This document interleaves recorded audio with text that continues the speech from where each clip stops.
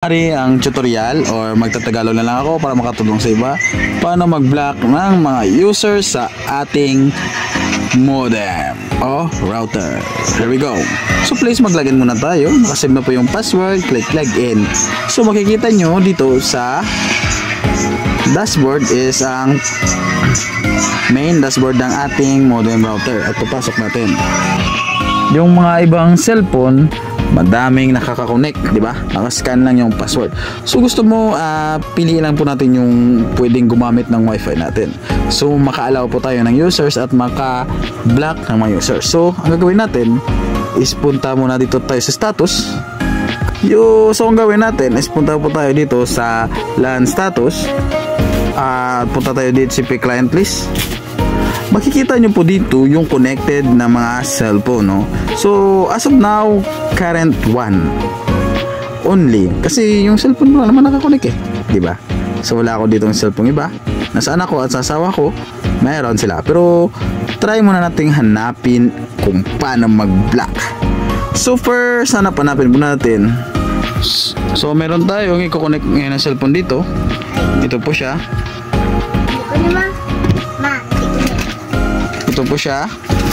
Nakakonect na po siya. So tingnan po natin yung kung nandito na po siya sa ating LAN status. Click po natin yung LAN status at punta po tayo dito sa client. Yan po, Realme C21. So ang gusto kong gawin is i-block natin yung Realme C21 nya kasi hindi naman siya nagbabayad Ako naman isa nagbabayad ng internet, diba? So ang gawin natin, i-block natin si Realme C21 kasi hindi siya nagbabayad.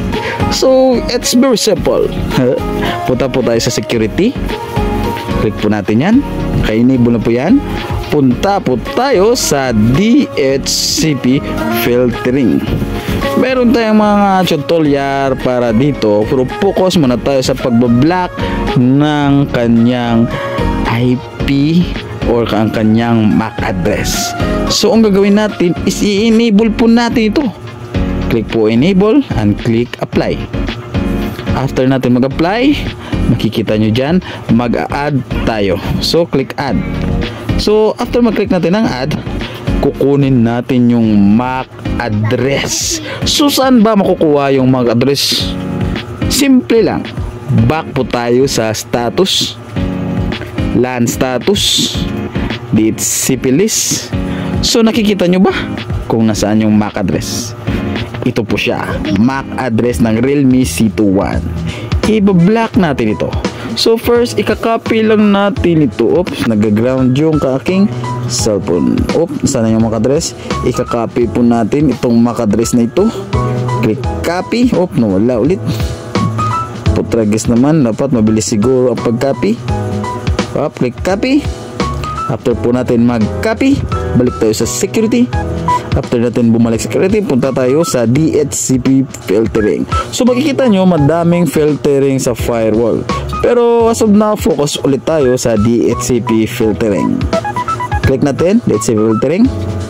At i-blacklist natin yung Realme C2Y. So click add. And then again, MAC address, paste.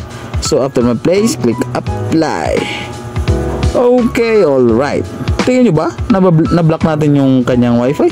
So tingnan natin din doon sa status. Click status, click LAN status, and DHCP client list. Whoop! Nandyan pa rin siya. Hindi ko alam kung bakit. But need natin i-restart yung ating router or modem. So click natin kung na-save ba yun. Ayan po, nakasave po siya. Check lang po natin ulit. Siguro, click apply ulit.